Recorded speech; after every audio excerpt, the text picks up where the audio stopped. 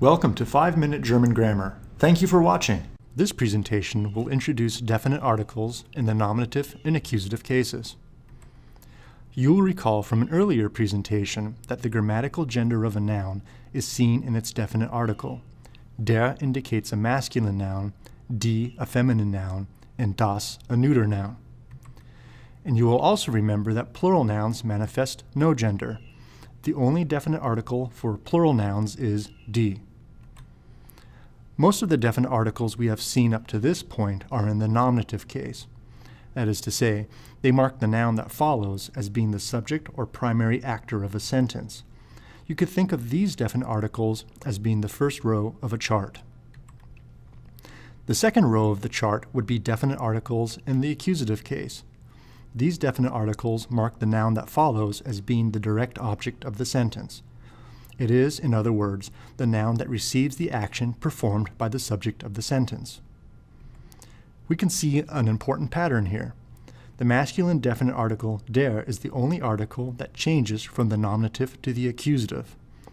A rhyme I've always told my students to help them remember this change is, der becomes den, everything else stays the same. Or perhaps you can think of the definite article den as being the only one that does not belong to a select group of definite articles. It got voted off the island. Whatever way works best for you, the masculine definite article is the only one that we really have to worry about, at least in the nominative and accusative cases. As you continue your study of German, which has a more flexible syntax than English, you will find that definite articles will be essential for determining what noun is the subject of the sentence and what noun receives the action performed by the subject. In the sentence you see on the screen, wo ist der Tisch? Where is the table? The third-person singular verb ist shows no action. It simply reports a condition or state of being. Since no real action is described in the sentence, the masculine definite article der indicates that the noun that follows, Tisch, is in the nominative case and, therefore, the subject of the sentence. This all changes, however, if we add the masculine personal pronoun er to the sentence. This personal pronoun, since it is in the nominative case, must be the subject of the sentence. Accordingly, the masculine definite article den indicates that the following noun is in the accusative case and receives the action being performed by the subject. In other words, the noun Tisch receives the action of being had or possessed by the subject of the sentence. Hat den Tisch. He has the table. Definite articles are really important for helping us make sense of what is going on in the sentence. You'll recall from an earlier presentation that we can emphasize sentence elements in German by putting them in the first position.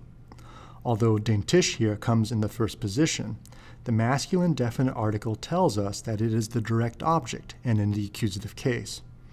The meaning of the sentence, therefore, is still the same as in the prior slide. Besides paying attention to personal pronouns, it is critical to consider other sentence elements, such as verb conjugations and noun endings, to understand what is going on. This is especially important when definite articles have similar forms. For example, the sentence you see on the screen, sieht die Tür, he sees the door. The feminine definite article die, which is in the accusative case, looks very similar to the nominative form, as well as to the plural nominative and accusative forms. How do I know which is which? In this case, the masculine personal pronoun er is in the nominative case and must therefore function as the subject of the sentence. The noun Tür, therefore, receives the action of being seen and is the direct object. In this case, die most likely is a feminine definite article in the accusative case. But how do I know it's not plural? In this sentence, sieht die Türen, he sees the doors, the ending on the noun informs us that we are dealing with a plural form. Since we still have er as the subject, Türen must still be the direct object, and die a plural definite article in the accusative case. The 5-Minute German Grammar Series is produced by David Neville, Associate Professor of German. The videos, scripts, and lecture slides are released under a Creative Commons Attribution, Non-Commercial, Share Alike 4.0 International License. Don't be a square, remix and share.